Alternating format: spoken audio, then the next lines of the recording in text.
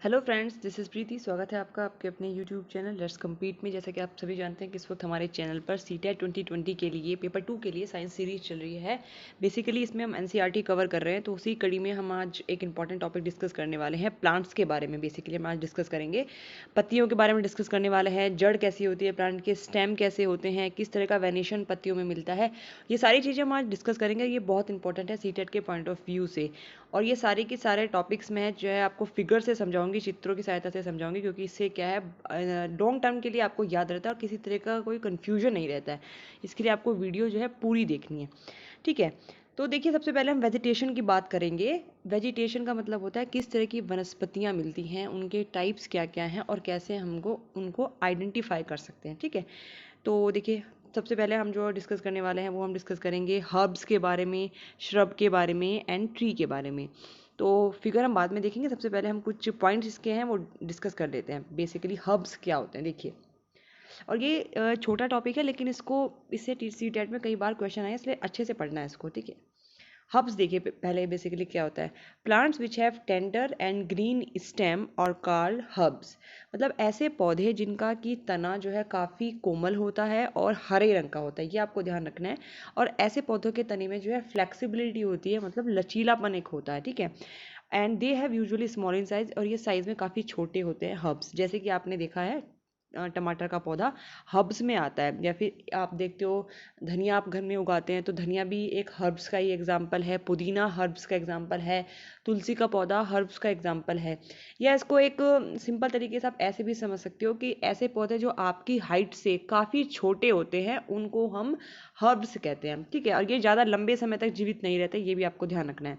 तो क्या कैसे आप इसको ध्यान रखेंगे, इसका जो तना होता है वो काफ़ी कोमल होता है और हरे रंग का होता है, ठीक है। चलिए, और श्रब्स क्या होते हैं, सेकंड हमारा आता है श्रब्स। श्रब्स का मतलब बेसिकली होता है जो झाड़ियाँ जैसी होती है ना, उसको हम श्रब कहते हैं हिंदी लैंग्वेज में, अगर मैं आपको बताऊं। तो plants which have hard stem but not very thick. ऐसे पौधे जिनका जो तना होता है वो काफ़ी हार्ड होता है लेकिन मोटा ज़्यादा नहीं होता है, ठीक है। क्योंकि अगर ज़्यादा मोटा हो गया तो उसको हमको ट्री की कैटेगरी में रखना पड़ेगा। तो तना कैसा होता है, हार्ड होता है और मोटा होता है। And it has many branches near the base of the stem. और तने के बेस से ही काफ़ी सारी मात्रा में जो है ब्रांचेस ऐसे पौधों में निकलने लगती है। ये आपको ध्यान रखना है। ये मैं आप जब आपको फिगर समझाऊंगी तब आपको ये सारी चीज़ें क्लियर हो जाएंगी अच्छे से। जैसे लेमन इसका एग्जांपल है। अगर आपने नींबू का पेड़ देखा होगा तो नींबू का पेड़ जो है ज़्यादा बड़ा नहीं होता है और लगभग हमारी हाइट के बराबर होता है श्रब में। और काफ़ी सारी उसमें पत्तियां होती हैं जो कि उसके तने के जो बेस होता है, बॉटम जो होता है, वहीं से निकलनी शुरू हो जाती है। तो ऐसे पौधों को हम कहते हैं श्रब, ठीक है। चलिए जी, झाड़ी इसको हिंदी में बोल सकते हैं। ट्रीज से तो आप सभी लोग फैमिलियर है। पेड़ किसको कहा जाता है, देखिए पेड़ जो होते हैं उनका तना काफ़ी मोटा होता है। प्लांट्स विच है very thick and strong stem, काफ़ी तना मोटा होता है और मजबूत भी होता है। वो काफ़ी लंबे होते हैं साइज में। They are very very tall. These plants develop branches much above the ground. देखिए, ऐसे पौधे ट्रीज में बेसिकली क्या होता है, जो उसमें ब्रांचेस निकलती है वो इस ग्राउंड से काफ़ी ऊपर निकलती हैं। देखिए यहाँ पर ब्रांचेज निकलनी शुरू होंगी। ये ग्राउंड है तो ग्राउंड से काफ़ी ऊपर उसमें ब्रांचेज निकलनी शुरू होती है, जबकि श्रब में ऐसा नहीं है। श्रब्स में क्या होता है, बेस से ही ग्राउंड ब्रांचेज निकलनी शुरू होती है। और ये पूछे जाते हैं।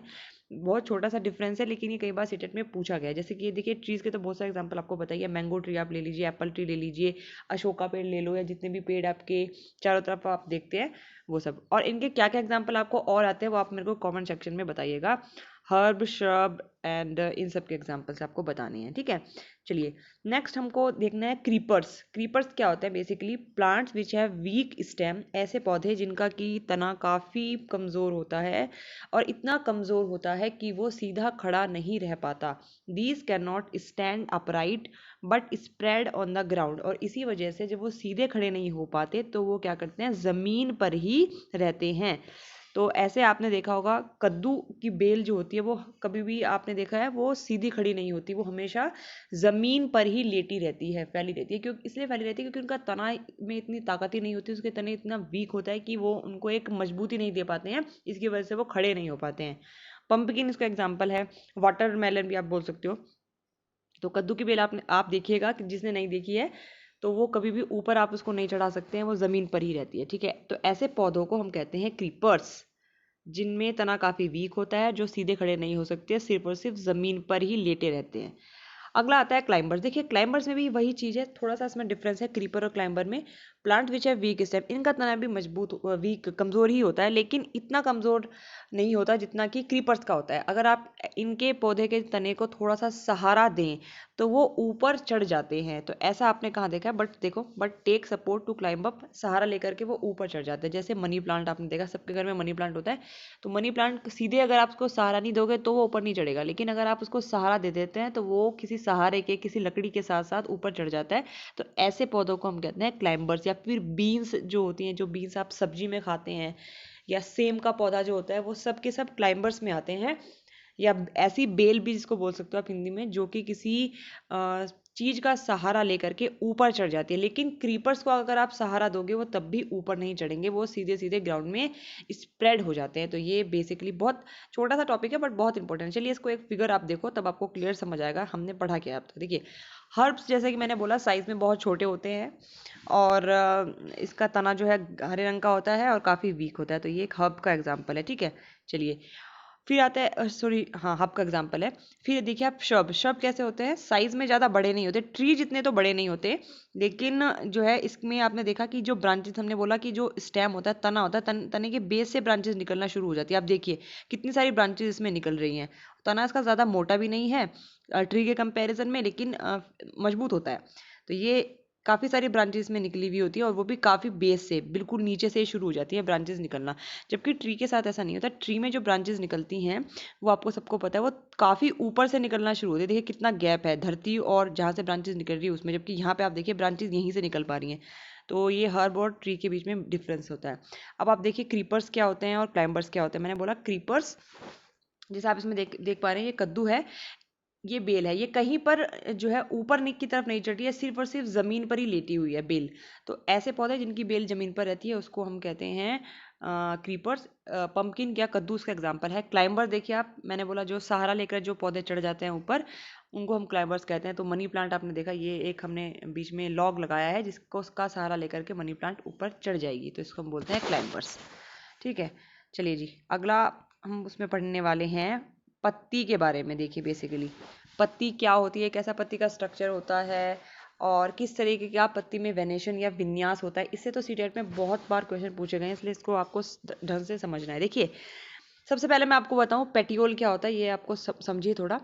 पेटियोल किसको कहते हैं, या हिंदी में इसको कहो डंठल, ठीक है। तो ऐसा हिस्सा पत्ती का जिससे वो तने पर जुड़ी रहती है उसको हम पेटियोल कहते हैं, डंठल। आप देख पा रहे हो कि पेटियोल जो है तने के साथ जुड़ी हुई है, पत्ती जो है पेटियोल के द्वारा ही तने के साथ जुड़ी होती है। तो पेटियोल वो भाग होता है पत्ती का जिसके द्वारा पत्ती जो है तने से जुड़ी रहती है। फिर आता है लेमिना। लेमिना किसको कहते हैं, ये जो पूरा ग्रीन पार्ट है पत्ती का, इस पूरे ग्रीन पार्ट को हम लेमिना कहते हैं, ठीक है। और ये छोटी चीजें है, पूछी जाती है, बहुत है, मतलब सिंपल सा तरीका है। आप फिगर देखिए और फिगर से आपको कोई कंफ्यूजन इसमें नहीं होगा, ठीक है। चलिए जी, फिर हमारा अगला आता है venation. Parallel venation and reticulate venation, या सिरा विन्यास किस तरह का होता है पत्तियों में। लेकिन इसको समझने से पहले आपको कुछ चीज़ें समझनी पड़ेंगी कि पत्ती में हमें बेसिकली मिड रिब क्या होती है, वेन क्या होता है, तभी आप वेनेशन समझ पाएंगे। तो चलिए हम पहले पढ़ लेते हैं इसमें थोड़े से पॉइंट्स, उसके बाद हम फिगर देख के समझेंगे कि होता क्या है।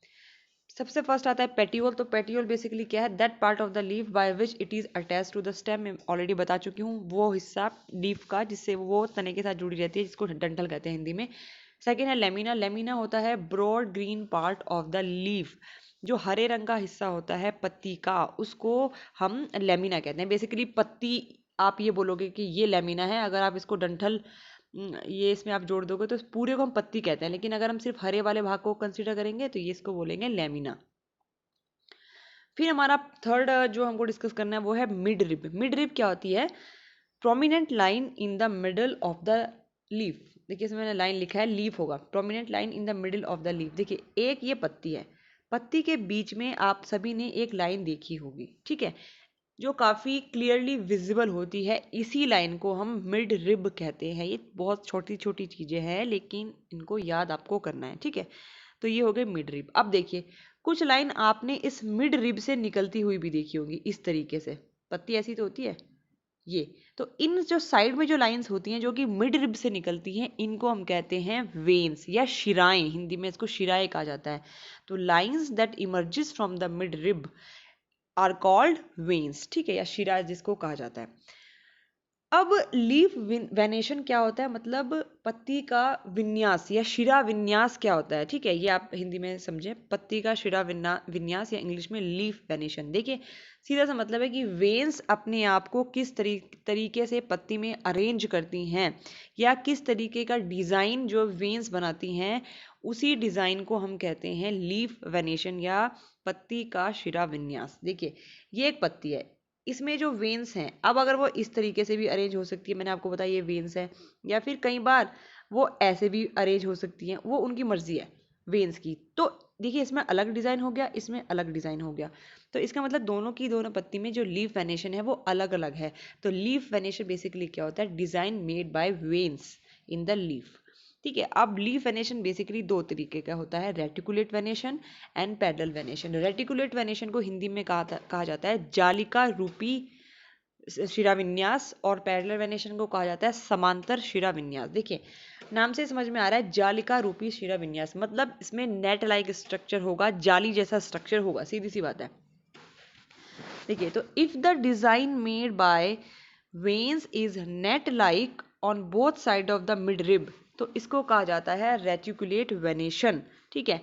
अगर जो हमारी वेन्स हैं उन्होंने मिड रिब के दोनों साइड नेट जैसा स्ट्रक्चर बनाया है, तो उसको हम कहेंगे रेटिकुलेट वेनेशन। और ये अभी मैं आपको फिगर से समझाऊंगी, तो फिगर देख के आपको कोई भी कंफ्यूजन नहीं होगा, ठीक है। ऐसा आपने देखा है रोज के अंदर और तुलसी के पौधे में। पैरेलल वेनेशन का मतलब है अगर जो हमारी वेन्स हैं वो पैरेलल है एक दूसरे के साथ, तो उसको हम कहते हैं parallel venation. If veins are parallel to each other then it is called parallel venation. जैसे घास में आपने देखा होगा, या गेहूं का पौधा जो होता है, चावल का पौधा होता है, या मक्की का पौधा होता है, इन सब की जो पत्तियां होती है काफ़ी अलग होती हैं रोज से और तुलसी से। अब वो किस तरीके से अलग होती है वो हम फिगर देख के समझते हैं। देखिए ये हमारे हैं दो तरीके के वेनेशन, एक पैरेलल वेनेशन, रेटिकुलेट वेनेशन, या जालिका रूपी शिराविन्यास या समानांतर शिराविन्यास। देखिए ये आप इसमें मिड रिब देखो, जो मैंने आपको पहले बताया था कि जो बीचों बीच जो एक लाइन होती है पत्ती में काफी प्रोमिनेंट, उसको कहते हैं मिड रिब। ये तो समझ आ गया। मिड रिब से साइड में जो लाइनें निकलती है इनको हम कहते हैं वेन्स या शिराएं, ये भी आपको समझ आ गया। अब पॉइंट है कि शिराएं किस तरीके से अपने आप को अरेंज करती हैं, उसी चीज को हम वेनेशन कहते हैं। तो आपने इस में आप देखिए, इस पत्ती में आप देखिए, तो ये शिराओं ने बेसिकली दोनों साइड एक जाल जैसा बनाया हुआ है। आप देखिए कितनी सारी शिरा इससे ये निकल रही है, साइड में और निकल रही हैं। आप देखिए दोनों साइड में इन्होंने जाल जैसी संरचना बना रखी है, ठीक है।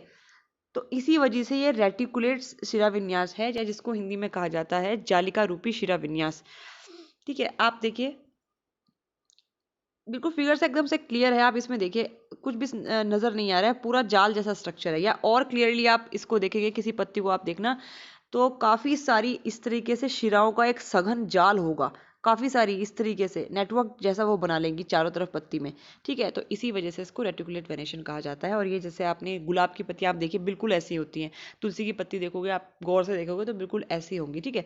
पैरेलल वेनेशन में क्या होता है, जो कि शिरा विन्यास देखिए इसमें भी मिड रिब है, मिड रिब तो सब में ही होगी, ये मिड रिब जा रही है इसके अंदर भी। तो उसमें क्या होते हैं, जो वेन्स होती है, जो शिराएं होती हैं, वो एक दूसरे के समानांतर होती हैं, पैरेलल होती हैं। आप देखिए आपको ये काली काली लाइनें इसमें दिखाई पड़ रही हैं, इस वाले में काली काली लाइनें दिखाई पड़ रही है, तो बेसिकली ये क्या है, ये आपस में पैरेलली स्पेस्ड है, मतलब समानांतर है एक दूसरे के। इसमें तो कुछ बिल्कुल क्लियरली विजुअल है, बताने की जरूरत नहीं, इस तरीके से अरेंज हो रखे हैं, देखो आप इस तरीके से, ठीक है। जबकि इस वाली में कैसे अरेंज थी, ऐसे ऐसे, और इससे भी काफी सारे नेटवर्क्स जैसे बने हुए थे। तो इसी को हम कहते हैं पैरेलल वेनेशन, समानांतर शिराविन्यास। और ये कहाँ मिलता है, आपने देखा घास में तो सबसे ज्यादा शिराविन्यास यही मिलता है समानांतर। गेहूं के पौधे भी की जो पत्तियां होती है वो ऐसी होती है, चावल के पौधे की पत्ती भी ऐसी होती है, गन्ने का पौधा तो सबने ही देखा है, उसका जो पत्तियां होती है बिल्कुल ऐसी ही होती हैं। तो पैरेलल वेनेशन में जो शिराएं होती हैं वो आपस में एक दूसरे के समानांतर होती है, जैसे कि आप फिगर में देख रहे हो, ये ब्लैक ब्लैक लाइंस एक दूसरे के पैरेलल है, ठीक है। तो आई थिंक इसमें कोई कन्फ्यूजन जैसी कोई बात नहीं है, फिर भी कोई कन्फ्यूजन है किसी तरीके का तो आप सब मेरे को बताएंगे कमेंट सेक्शन में। चलिए अब हम रूट के बारे में डिस्कस कर लेते हैं। रूट हमको पढ़नी है बेसिकली, इसमें टैप रूट और फाइब्रस रूट के बारे में पढ़ना है, क्या टैप रूट होती है, क्या फाइब्रस रूट होती है, ये आप फिगर आप पहले देख लो अच्छे से, फिर हम थोड़ा पॉइंट्स पढ़ लेते हैं, फिर वापस से फिगर पे आएंगे। देखिए जो रूट्स होती है बेसिकली दो तरह की रूट्स आपको पढ़नी है, इसमें टैप रूट होती है और एक फाइब्रस रूट होती है। टैप रूट कौन सी रूट होती है, it is a large central and prominent root from which other roots sprouts laterally. Tap root में देखिए आपको ध्यान रखना है, एक रूट बीच में होती है इसमें सबसे पहले, काफी प्रोमिनेंट, जो आपको क्लियरली विजिबल होती है, अपनी आंखों से दिखाई पड़ती है, एक जड़ बीच में, और इसके साइड से छोटी छोटी जड़ें निकलती हैं, बहुत छोटी छोटी जड़ें, ठीक है। तो आपको जो ज्यादा क्लियरली दिखाई देती है ना, ये इतना क्लियरली विजिबल नहीं होती है, सबसे ज्यादा जो क्लियर दिखाई देती है वो आपको बीच वाली जड़ दिखाई देती है, इस तरीके से। ये हो गई बीच वाली जड़, और इसके साइड में छोटी छोटी जड़ें निकलती रहती हैं, तो इसको हम कहते हैं टैप रूट, ऐसी जड़ों को। और इसका एक एग्जाम्पल है, देखिए मूली, गाजर, इसके एग्जाम्पल हैं। मूली गाजर क्या है, आप अपने आप में एक जड़ है, हम आपको पता ही होगा कि मूली या गाजर का हम जड़ वाला भाग खाते हैं। तो देखिए आपने देखा होगा मूली कैसी होती है, ऐसी मूली होती है, और ये हो गई मेन, जो मेन जड़ जिसकी हम बात कर रहे थे, सेंट्रल, और उसके साइड में छोटी छोटी हल्की हल्की सी ब्राउन कलर की जड़ें निकलती रहती है। जब आप मूली काटते हैं तो उनको हम फिर अलग करते हैं चाकू की सहायता से। तो ये हो गई आपकी टैप रूट का एग्जाम्पल।